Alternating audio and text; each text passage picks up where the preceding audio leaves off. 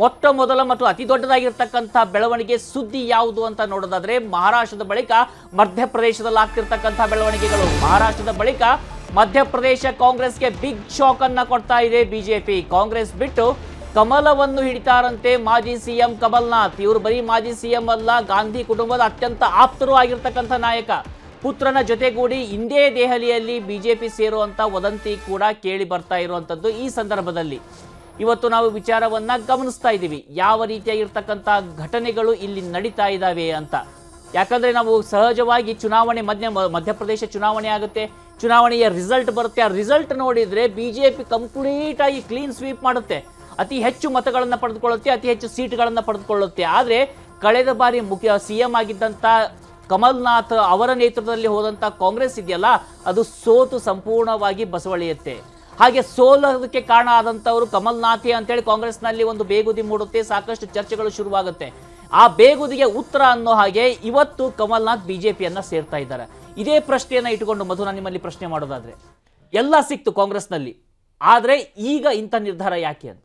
ನಿರ್ಧಾರಕ್ಕೆ ಅವರದ್ದೇ ಆದಂಥ ವೈಯಕ್ತಿಕ ರಾಜಕೀಯ ಹಿತಾಸಕ್ತಿ ಮತ್ತು ಅವರ ಮಕ್ಕಳ ಭವಿಷ್ಯ. ಯಾಕಂದರೆ ನಕುಲ್ನಾಥ್ ಈಗೇನು ಅನೌನ್ಸ್ ಮಾಡಿಬಿಟ್ಟಿದ್ರು, ಇನ್ನೂ ಪಾರ್ಟಿನಲ್ಲಿ ಟಿಕೆಟ್ ಯಾರಿಗೆ ಎಲ್ಲಿಂದ ಅನ್ನೋಂಥ ಒಂದು ಚರ್ಚೆ ನಡೀತಿರೋಂಥ ಸಂದರ್ಭದಲ್ಲಿ ಅವ್ರ ತಂದೆ ಪ್ರತಿನಿಧಿಸ್ತಿದ್ದಂಥ, ಅಂದರೆ ಅವರು ಕೂಡ ಪ್ರತಿನಿಧಿಸ್ತಿದ್ದಂಥ ಚಿದ್ವಾರ ಕ್ಷೇತ್ರದಿಂದ ನಾನೇ ಈ ಸಲವೂ ಕೂಡ ಅಭ್ಯರ್ಥಿ ಅಂತ ಅನೌನ್ಸ್ ಮಾಡಿದರು. ಯಾಕೆ ಅಂಥದ್ದೊಂದು ಡೌಟ್ ಬಂತು? ಯಾಕಂದರೆ ಎಂಟೈರ್ ಬಿ ಜೆ ಪಿಯ ಎಲ್ಲ MP ಸೀಟ್ಗಳನ್ನು BJP ಗೆದ್ದಿದ್ರೂ ಕೂಡ ಅದರ ಹೊರತಾಗಿ ಚಿದ್ವಾರ ಕ್ಷೇತ್ರವನ್ನು ಉಳಿಸ್ಕೊಳ್ಳೋದ್ರಲ್ಲಿ ಕಳೆದ ಸಲವೂ ಕೂಡ ಏನು ಕಾಂಗ್ರೆಸ್ ಯಶಸ್ವಿಯಾಗಿತ್ತು ಅವರ ಮಗನ ಕ್ಷೇತ್ರದಲ್ಲಿ. ಅಂತಹ ಒಂದು ಕ್ಷೇತ್ರವನ್ನು ತಮಗೆ ತಾವೇ ಏನು ಘೋಷಣೆಯನ್ನು ಮಾಡ್ಕೊತಾರೆ ಅಂದರೆ ವಾತಾವರಣ ಅಷ್ಟು ಪೂರಕವಾಗಿರಲಿಲ್ಲ ಅವ್ರಿಗೆ ಅನ್ನೋದು ಗೊತ್ತಾಗ್ತಾ ಇದೆ. ಯಾಕಂದರೆ ಕಮಲ್ನಾಥ್ ಅವರು ಕರ್ನಾಟಕ ತೆಲಂಗಾಣ ಸಂದರ್ಭದ ನಡೆದಂಥ ಏನು ಪಂಚರಾಜ್ಯ ಒಟ್ಟಾರೆ ಚುನಾವಣೆಯಲ್ಲಿ ಸುನಿಲ್ ಕನಗೋಳು ಅವರ ಸ್ಟ್ರಾಟಜಿಯನ್ನು ಎಲ್ಲ ರಾಜ್ಯಗಳಲ್ಲೂ ಓಪನ್ ಮುಕ್ತವಾಗಿ ವೆಲ್ಕಮ್ ಮಾಡಿದಂಥ ಕಾಂಗ್ರೆಸ್ ಕಮಿಟಿಗಳು ಮಧ್ಯಪ್ರದೇಶ ಮತ್ತು ರಾಜಸ್ಥಾನದಲ್ಲಿ ಅಷ್ಟಾಗಿ ಅಕ್ಸೆಪ್ಟ್ ಮಾಡ್ಕೊಳ್ಳಿಲ್ಲ ಅನ್ನುವಂಥ ಒಂದು ಬೇಸರ ರಾಹುಲ್ ಗಾಂಧಿ ಅವರಿಗಿದೆ ಅನ್ನುವಂಥ ಒಂದು ಏನು ಅಲ್ಲಿನ ಕಾಂಗ್ರೆಸ್ ವಲಯದಲ್ಲಿದೆ. ಮತ್ತು ಅದಾದ ನಂತರ ನಡೆದಂಥ ಒಂದು ಆತ್ಮಾವಲೋಕನ ಸಭೆಗಳಲ್ಲಿ ಅತ್ಯಂತ ಏನು ಬೇಸರದ ಒಂದು ಮಾತುಗಳನ್ನು ಕಮಲ್ನಾಥ್ ಅವ್ರ ಬಗ್ಗೆ ರಾಹುಲ್ ಗಾಂಧಿ ಅವರು ಹೇಳಿದ್ದಾರೆ ಅಂತ. ಯಾಕಂದರೆ ತುಂಬ ವಿಶ್ವಾಸ ಇಟ್ಕೊಂಡಿದ್ರು ಗೆದ್ದೇ ಗೆಲ್ತೀವಿ ಅಂತ ಬಿಗ್ ಬ್ಲೋ ಆಯಿತು. ಸೊ ಒಂದು ಅದು ಕಾರಣ. ಜೊತೆಗೆ ಇವರದ್ದೇ ಆದಂಥ ಒಂದಷ್ಟು ಏನು ರಾಜಕೀಯ ಹೊರತಾದ ಬಿಸ್ನೆಸ್ ಆ್ಯಂಗಲ್ಗಳಿರ್ತವೆ. ಈಗ ಅಶೋಕ್ ಚವ್ಹಾಣ್ ಅಂತವ್ರು ಇರ್ಬೋದು ಮತ್ತು ಇವರಂಥ ನಾಯಕರುಗಳಿರ್ಬೋದು, ಅವರ ಒಂದು ವ್ಯಾವಹಾರಿಕ ಹಿತಾಸಕ್ತಿಗಳನ್ನು ಕೂಡ ರಕ್ಷಣೆ ಮಾಡಿಕೊಳ್ಳುವಂಥ ಒಂದು ರಾಜಕೀಯ ತಂತ್ರಗಾರಿಕೆ ಮತ್ತು ಮಕ್ಕಳ ಭವಿಷ್ಯ. ಈಗ ದೇವೇಗೌಡರು ಎಷ್ಟು ದಶಕಗಳ ಕಾಲ ತತ್ವ ಸಿದ್ಧಾಂತ ಅಂತ ಮಾತನಾಡ್ತಾ ಇದ್ದವರು, ಅವರ ಬಾಯಲ್ಲೇ ಇವತ್ತು ಅವ್ರ ಬಾಯಲ್ಲೇ ನಾನೇ ಹೇಳಿದೆ ಕುಮಾರಸ್ವಾಮಿ ಅವರಿಗೆ ಮೋದಿ ಅವ್ರ ಜೊತೆ ಕೈ ಜೋಡಿಸಿ ಅನ್ನೋಂಥ ಒಂದು ಮಾತನ್ನು ನಾನೇ ಹೇಳಿದ್ದು ಅಂತ ಹೇಳ್ತಾರೆ. ಅಂತಂದರೆ ಬದಲಾದ ರಾಜಕೀಯ ವಾತಾವರಣದಲ್ಲಿ ಓಡುವ ಕುದುರೆ ಗೆಲ್ಲುವ ಕುದುರೆ ಯಾವುದು ಮತ್ತು ವೇವ್ ಹೇಗಾಗ್ತಾ ಇದೆ ಅನ್ನೋಂಥ ಒಂದು ಸ್ಪಷ್ಟ ಚಿತ್ರಣ ಮತ್ತು ಮುಂದಿನ ಭವಿಷ್ಯ, ಮಕ್ಕಳು ಮನೆ ಒಳಗಡೆ ಪಕ್ಷದೊಳಗಡೆ ಆಗ್ತಿರುವಂಥ ಒಂದು ಒತ್ತಡಗಳು ಇದೆಲ್ಲವೂ ಕೂಡ ಕಾರಣ ಆಗಿರುತ್ತೆ. ಇಲ್ಲೂ ಕೂಡ ಏನು ನಕುಲ್ನಾಥ್ ಅವರ ಒಂದು ಒತ್ತಡ ಕಾಣಿಸ್ತಾ ಇದೆ. ಜೊತೆಗೆ ಕಮಲ್ನಾಥ್ ಅವರು ಅಲ್ಲಿನ ಸೋತ ನಂತರ ಅವ್ರನ್ನ ದಯನೀಯವಾಗಿ ನಡೆಸ್ಕೊಂಡಿದ್ದಾರೆ. ಯಾಕಂದ್ರೆ ಪಕ್ಷ ಕೂಡ ದಯನೀಯವಾಗಿ ಸೋತಿದೆ. 1980 ಅವರು ಒಂದು ಎಲೆಕ್ಷನ್ ರಾಜಕೀಯಕ್ಕೆ ಬರ್ತಾರೆ. ಅವತ್ತಿನಿಂದ ಬಹುತೇಕವಾಗಿ ಇವತ್ತಿನವರೆಗೂ ಕೂಡ, ಅಂದ್ರೆ ಕಳೆದ ಚುನಾವಣೆಗಳು ಒಂದಿಲ್ಲ ಒಂದು ಅಧಿಕಾರದಲ್ಲಿ ಇದ್ದಂಥವ್ರು ಇಲ್ಲದೆ ಇರೋದು ಸಲ MP ಆಗಿದ್ದಾರೆ ಮತ್ತು ಪ್ರತಿಯೊಂದು ಸಲನೂ ಕೂಡ ಪ್ರಬಲ ಖಾತೆಗಳನ್ನು ಕೊಟ್ಟಿದ್ದಾರೆ. ಇಂದಿರಾ ಗಾಂಧಿ ಅವರ ಕಾಲದಿಂದ, ರಾಜೀವ್ ಗಾಂಧಿ ಅವರ ಕಾಲದಿಂದ, ದಿಗ್ವಿಜಯ್ ಸಿಂಗ್ ಕೂಡ ಅದೇ ಹೇಳಿರುವಂಥದ್ದು, ಇಷ್ಟೆಲ್ಲ ಆಪ್ತತೆ ಇಟ್ಕೊಂಡಿರೋರು ಖಂಡಿತ ಸೋನಿಯಾ ಗಾಂಧಿ ಅವರಿಗೆ ಮೋಸ ಮಾಡಿ ಹೋಗ್ಲಿಕ್ಕೆ ಸಾಧ್ಯ ಇಲ್ಲ ಅಂತ. ಆದರೆ ಇವತ್ತು ದೆಹಲಿಗೆ ಹೊರಡುವ ಮುನ್ನ ಇನ್ನೇನು ಕೆಲವೇ ಕ್ಷಣಗಳಲ್ಲಿ ಅಥವಾ ಕೆಲವೇ ಗಂಟೆಗಳಲ್ಲಿ ಬಿಜೆಪಿಯ ದೆಹಲಿ ಹೆಡ್ ಕ್ವಾರ್ಟರ್ಲಿ ಸೇರ್ಪಡೆ ಆಗ್ತದೆ ಅಂತ ಮಾತೇನು ನಡೀತಾ ಇದೆ. ಅದು ಹೋಗೋದಕ್ಕಿಂತ ಮುಂಚೆ ಮಾಧ್ಯಮದವರು ಕೇಳಿದಂಥ ಪ್ರಶ್ನೆಗೆ ಯಾಕೆ ಎಕ್ಸೈಟ್ ಆಗ್ತಾ ಇದ್ದಾರೆ, ನಾನೇ ಎಕ್ಸೈಟ್ ಆಗಿಲ್ಲ ಅನ್ನಂತ ನಾನೇನು ಡಿನೈ ಮಾಡ್ತಾರೆ, ನೀವು ಡಿನೈ ಮಾಡ್ತಿಲ್ಲ ಅಂತ ಮಾಧ್ಯಮದವರು ಕೇಳ್ತಾರೆ. ಅಫ್ಕೋರ್ಸ್ ನಾನು ಡಿನೈ ಮಾಡ್ತಿಲ್ಲ, ನಾನೇ ಇನ್ಫಾರ್ಮ್ ಮಾಡ್ತೇನೆ ಅಂತ ಹೇಳ್ತಾರೆ. ಇನ್ನು ಅದರ ಹೊರತಾಗಿ ಅಲ್ಲಿ ಅಧ್ಯಕ್ಷರನ್ನ ಸೆಲೆಕ್ಟ್ ಮಾಡುವಂಥ, ಸೋತಾದ ನಂತರ ಏನು ರಿವೈಸ್ ಮಾಡ್ತಾರೆ ಕಮಿಟಿ, ಅಧ್ಯಕ್ಷರನ್ನ ಸೆಲೆಕ್ಟ್ ಮಾಡೋದ್ರಲ್ಲಿ ನನ್ನನ್ನು ಕನ್ಸಿಡರ್ ಮಾಡಲಿಲ್ಲ ಮತ್ತು ನನ್ನ ರಾಜ್ಯಸಭೆಗೆ ಕನ್ಸಿಡರ್ ಮಾಡಿಲ್ಲ, ಬೇರೆಯವರು ಉಮೇದುವಾರಿಕೆಯನ್ನು ಕೊಟ್ಟರು, ಹೀಗೆ ಹಲವಾರು ಕಾರಣಗಳನ್ನು ಇಟ್ಟು ಈಗ ಹೋಗ್ತಾ ಇರುವಂಥದ್ದು. ಮತ್ತು ಮಾರ್ಚ್ 3-2 ಮಧ್ಯಪ್ರದೇಶಕ್ಕೆ ಜೋಡೋ ಯಾತ್ರೆ ರಾಹುಲ್ ಗಾಂಧಿ ಅವ್ರದ್ದು ಎಂಟ್ರ್ ಆಗ್ತಾ ಇದೆ. ಅವರು ಬರೋದಕ್ಕಿಂತ ಮುಂಚೆ ಇಂಥದ್ದೊಂದು ಬ್ಲೋ ಕೊಡೋದ್ ಮೂಲಕ ನಿನ್ನೆ ಹರಿಯಾಣದ ರೇವಾರಿಯಲ್ಲಿ ಒಂದು ಮಾತನ್ನು ಹೇಳಿದ್ದಾರೆ ಮೋದಿ ಅವರು. ಏನಂತ, ಈ ಪಕ್ಷದಲ್ಲಿ ಯಾವ ರೀತಿ ಆಗಿದೆ ಅಂತಂದ್ರೆ ಅದರ ಹಳೆಯ ನಾಯಕರುಗಳು ಕೂಡ ಇರ್ತಾ ಇಲ್ಲ, ಕಾರ್ಯಕರ್ತರು ಇರ್ತಾ ಇಲ್ಲ, ಇತಿಹಾಸದಲ್ಲಿ ಅತ್ಯಂತ ದಯನೀಯ ಸ್ಥಿತಿಯನ್ನ ಈ ಒಂದು ಪಕ್ಷ ತಲುಪುತ್ತೆ ಅನ್ನೋಂಥ ಒಂದು ಟ್ರೇಲರ್ ಅನ್ನ ನಿನ್ನೆ ಕೊಟ್ಟಿದ್ರು. ಚವ್ಹಾಣ್ ಆದ್ಮೇಲೆ ಇವರು ಹೋಗ್ತಾ ಇರೋದು ಮತ್ತು ಮುಂದಿನ ದಿನಗಳಲ್ಲಿ ಇದು ಕಂಟಿನ್ಯೂ ಕೂಡ ಆಗುತ್ತೆ ಬೇರೆ ಬೇರೆ ನಾಯಕರ ರೂಪದಲ್ಲಿ ಅಂತ ಕಾಣಿಸ್ತಾ ಇದೆ. ಖಂಡಿತ. ಇನ್ನು 2018ರಲ್ಲಿ ನೋಡ್ತಾ ಇದ್ರೆ ಪಟೇಲ್ರೆ, ನಾವು ಆಗ 114 ಒಂದು ಸ್ಥಾನಗಳನ್ನ ಪಡೆದುಕೊಂಡು ಮಧ್ಯಪ್ರದೇಶದಲ್ಲಿ ಕಾಂಗ್ರೆಸ್ ಆಡಳಿತಕ್ಕೆ ಬರುತ್ತೆ. ಆಗ ದೆಹಲಿಯಲ್ಲಿ ಇದ್ದಂತ ಕಮಲ್ನಾಥ್ರನ್ನ ಒಂದು ಪ್ಯಾರಾಚೂಟ್ ಮಾಡಲಾಗುತ್ತೆ ಮಧ್ಯಪ್ರದೇಶಕ್ಕೆ, ಅವರನ್ನ ಮುಖ್ಯಮಂತ್ರಿಯಾಗಿ ಒಂದು ನೇಮಕ ಮಾಡಲಾಗುತ್ತೆ. ಇದೇ ಕಾರಣದಿಂದಾಗಿ ಜ್ಯೋತಿರಾದಿತ್ಯ ಸಿಂಧ್ಯಾ ಕೂಡ ಪಕ್ಷವನ್ನ ಬಿಟ್ಟು ಹೊರಗಡೆ ಬರುವಂತ ಪರಿಸ್ಥಿತಿ ನಿರ್ಮಾಣ ಆಗುತ್ತೆ. ಇವತ್ತಿನ ಈ ಒಂದು ಸಂದರ್ಭ ನೋಡಿದ್ರೆ ಅದನ್ನ ನಿಮಗೆ ಕಮಲ್ನಾಥ್ ರಾಜೀವ್ ಗಾಂಧಿಗೆ ಅತ್ಯಾಪ್ತ ಗೆಳೆಯ ಕೂಡ ಹೌದು. ಕಾಂಗ್ರೆಸ್ನಲ್ಲಿ ಮೊದಲು ಹೇಳಿದಾಗ ಎಲ್ಲ ಹುದ್ದೆಗಳನ್ನು ಎಲ್ಲ ಸ್ಥಾನಗಳನ್ನು ಗಳಿಸ್ಕೊಂಡವರು. ಇವ್ರ ಮೇಲೆ ಎಷ್ಟು ನಂಬಿಕೆ ಇದೆ ಅಂದರೆ ಕಮಲ್ನಾಥ್ ಒಬ್ಬರು ಒಳ್ಳೆ ಹ್ಯಾಂಡ್ಲ್ ಮಾಡ್ತಾರೆ ಅಂತೇಳಿ ಕಾರಣಕ್ಕಾಗಿ ಮಧ್ಯಪ್ರದೇಶದಲ್ಲಿ ನೀವು ಹೇಳಿದಂಗೆ ಜ್ಯೋತಿರಾದಿತ್ಯ ಸಿಂಧಿಯಾ ಕಮಲ್ನಾಥ್ಗೆ ಮಣೆ ಹಾಕಿರೋ ಕಾರಣಕ್ಕಾಗಿ ಭಾರತೀಯ ಜನತಾ ಪಕ್ಷ ಸೇರ್ಪಡೆ ಆದರು. ಮಧ್ಯಪ್ರದೇಶದಲ್ಲಿ ಒಂದು ಹಂತದಲ್ಲಿ ದಿಗ್ವಿಜಯ್ ಸಿಂಗ್ ಕೂಡ ಕಮಲ್ನಾಥ್ಗೆ ಹೆಚ್ಚು ಪ್ರಶಸ್ತಿ ಕೊಡ್ತಾರೆ ಅನ್ನೋ ಕಾರಣಕ್ಕಾಗಿ ಪಕ್ಷವನ್ನು ಬಿಡಲಿಕ್ಕೆ ಹೊರಟಿದ್ರು.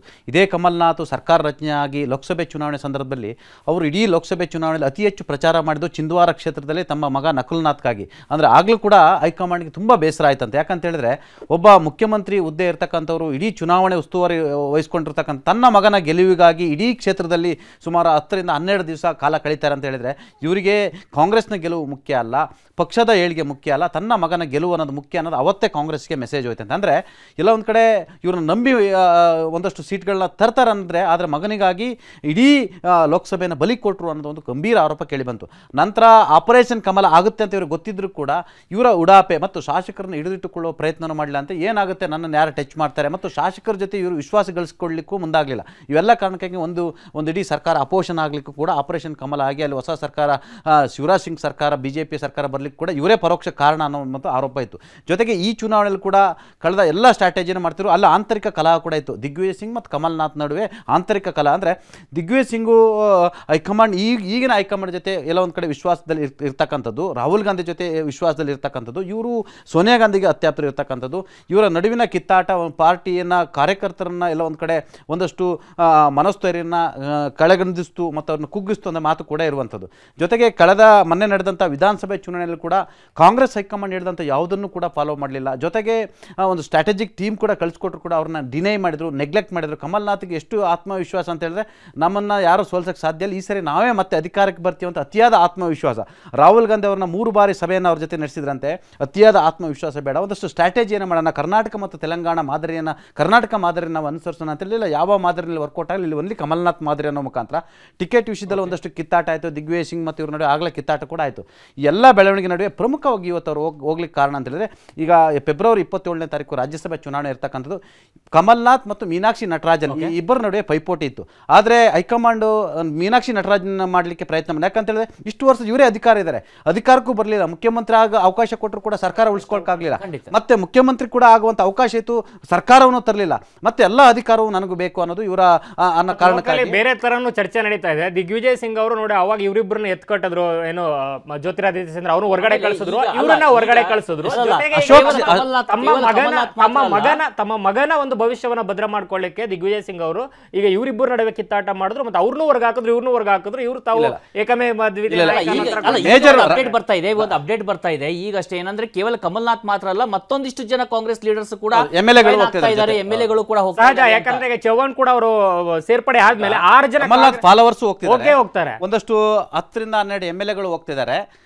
ಒಟ್ಟು 8+ MLAsಗಳು ಕೂಡ ಅವ್ರ ಜೊತೆ. ಮೊನ್ನೆ ಚೌಹಾಣ್ ಬೆಂಬಲಿಗ ಶಾಸಕರು 6 ಜನ ಏನು ಯಾವುದೇ ಕಾರ್ಯಕ್ರಮಗಳಲ್ಲಿ ಭಾಗಿಯಾಗಿಲ್ಲ ಕಾಂಗ್ರೆಸ್ ಅಲ್ಲಿ. ಸಹಜ ಅವ್ರ ಫಾಲೋವರ್ಸ್ ನ ಎಲ್ಲ ಅಶೋಕ್ ಸಿಂಗ್ ಮಾಡಿದ್ರು. ಇವ್ರು ಏನ್ ಮಾಡಿದ್ರು, ಕಮಲ್ನಾಥ್ ಒಂದು ದಾಳ ಹೊಡಿಸಿದ್ರು, ಹೊರಗಡೆ ಅವಕಾಶ ಇಲ್ಲ, ಹೈಕಮಾಂಡ್ ಲೋಕಲ್ ಕೊಡಿ ಅಂತ ಹೇಳಿದ್ರು. ಆಗ ಏನ್ ಮಾಡಿದ್ರು, ಎಲ್ಲ ಅಧಿಕಾರ ಇವರಿಗೆ ಕೊಟ್ಟಿದ್ದಾರೆ. ಅಂದರೆ ಅಶೋಕ್ ಸಿಂಗ್ ಅಂತ ಅವರು ಜನಪ್ರಿಯ ನಾಯಕರು. ನಿಮಗೆ ಮಧ್ಯಪ್ರದೇಶ ಅವರು one of the popular leader. Ashok Singh ರಾಜ್ಯಸಭೆ ಈಗ ಅಭ್ಯರ್ಥಿಯಾಗಿ ಘೋಷಣೆ ಮಾಡಿದ್ರು. ಈ ಎಲ್ಲ ಕಾರಣಕ್ಕಾಗಿ ಮತ್ತೆ ಕಮಲ್ನಾಥ್ ಇನ್ನೊಂದು ಸಮಸ್ಯೆ ಇದೆ, ಈತ ಅತಿ ದೊಡ್ಡ ಬಿಸ್ನೆಸ್ ಮ್ಯಾನ್ ಮತ್ತು ಮೈನಿಂಗ್ ಬಿಸ್ನೆಸ್ ಇರ್ತಕ್ಕಂಥವ್ರು. ಇವರು ಹಲವಾರು ಈಗ ನಾನು ಒಂದು ನಿಮಿಷ ಹೇಳ್ಬಿಡ್ತೀನಿ ಯಾರ್ಯಾರು ಜಾಯ್ನ್ ಆಗ್ತಾ ಇದ್ದಾರೆ ಮತ್ತೆ ಅವರ ಹಿನ್ನೆಲೆಯನ್ನು ಗಮನಿಸೋದಾದ್ರೆ, ಮೊದಲನೇದಾಗಿ ಮಾಜಿ ಸಚಿವ ಮತ್ತು ಸೋನ್ಕುಚ್ನ ಮಾಜಿ ಶಾಸಕರು ಕೂಡ ಆಗಿರ್ತಕ್ಕಂಥ ದೇವದಾಸ್ನ ಮಾಜಿ ಸಂಸದ ಸಜ್ಜನ್ ಸಿಂಗ್ ವರ್ಮಾ ಕೂಡ ಜಾಯ್ನ್ ಆಗ್ತಾ ಇದ್ದಾರೆ. ಅದೇ ರೀತಿಯಾಗಿ ಸಾಕಷ್ಟು ಜನ ಅವರ ಜೊತೆಯಲ್ಲಿದ್ದಂಥವರು, ಅವರ ಒಂದು ಹಿಂಬಾಲಕರೇನಿದ್ದಾರೆ ಅವರು ಕೂಡ ಜಾಯ್ನ್ ಆಗ್ತಾ ಇರುವಂತದ್ದು. ರಾಜ್ಯಸಭೆ ಚುನಾವಣೆ ಕೂಡ ಈಗ ನಡೀತಾ ಇದೆ, ಅದಕ್ಕೂ ಕೂಡ ದೊಡ್ಡ ಮಟ್ಟದ ಪೆಟ್ಟನ್ನ ಕೊಟ್ಟಾಗ್ತಾ ಇರುವಂತದ್ದು. ಅಲ್ಲೂ ಕೂಡ ಏನು ಸಹಜವಾಗಿ ಕ್ರಾಸ್ ವೋಟಿಂಗ್ ಆಗುತ್ತೆ ಮತ್ತು ಎಲ್ಲ ಮತಗಳು ಮೌಲ್ಯ ಕಳ್ಕೊಂತವೆ. ಸಹಜವಾಗಿ ಬಿಜೆಪಿಗೆ ಕಟಿಂಗ್ ಎಡ್ಜ್ ಸಿಗುತ್ತೆ ಈ ಒಂದು ಬೆಳವಣಿಗೆ. ಖಂಡಿತವಾಗಿ ಈಗ ಏನಿಲ್ಲ, ಒಂದು ತನ್ನ ವ್ಯಾವಹಾರಿಕ ಸಾಮ್ರಾಜ್ಯವನ್ನು ಉಳಿಸ್ಕೊಳ್ಳಿಕ್ಕೆ, ಯಾಕಂದರೆ ಅವರ ವ್ಯಾವಹಾರಿಕ ಸಾಮ್ರಾಜ್ಯ ಅಧಪತನ ಆದರೆ ರಾಜಕೀಯ ಅಂತೆಲ್ಲ ಪೂರ್ತಿ ಕೊಲ್ಯಾಪ್ಸ್ ಆದಂಗೆ. ಮತ್ತೊಂದು ತನ್ನ ಮಗನ ಭವಿಷ್ಯಕ್ಕಾಗಿ ನಕುಲ್ನಾಥ್, ಯಾಕಂದರೆ ಚಿಂದ್ವಾರ ಕ್ಷೇತ್ರದಲ್ಲಿ ಮತ್ತೇನಾದ್ರು ಈ ಬಾರಿ ಮೋದಿ ವೇವ್ನಲ್ಲಿ ಯಾಕಂದ್ರೆ ಸರ್ಕಾರ ಅವ್ರದಿರೋ ಸೋತ್ರೆ ರಾಜಕೀಯವಾಗಿ ಕೊಲ್ಯಾಪ್ಸ್ ಆಗ್ತೀವಿ ಒಂದೊಂದು ಆತಂಕ ಎಲ್ಲ ಕಾರಣ. ಈಗ ಒಂದು ಕಡೆ ಅಲ್ಲಿ ದೆಹಲಿಯಲ್ಲಿ ಕನ್ನಡಿಗರ ನೆಚ್ಚಿನ ನ್ಯೂಸ್ 18 ಕನ್ನಡ ಈಗ ವಾಟ್ಸ್ಆಪ್ ನಲ್ಲೂ ಲಭ್ಯ. ಕರ್ನಾಟಕ, ದೇಶ ವಿದೇಶಗಳ 360 ಡಿಗ್ರಿ ಸುದ್ದಿಯ ವಿವರಗಳನ್ನ ನಿಮ್ಮ ಕೈ ಬೆರಳುಗಳಲ್ಲೇ ಪಡಿಲಿಕ್ಕೆ ಈ QR ಕೋಡ್ ಅನ್ನ ಸ್ಕ್ಯಾನ್ ಮಾಡಿ, ನಮ್ಮ ಚಾನಲ್ ಫಾಲೋ ಮಾಡಿ, ನೋಟಿಫಿಕೇಶನ್ ಆನ್ ಮಾಡಿ.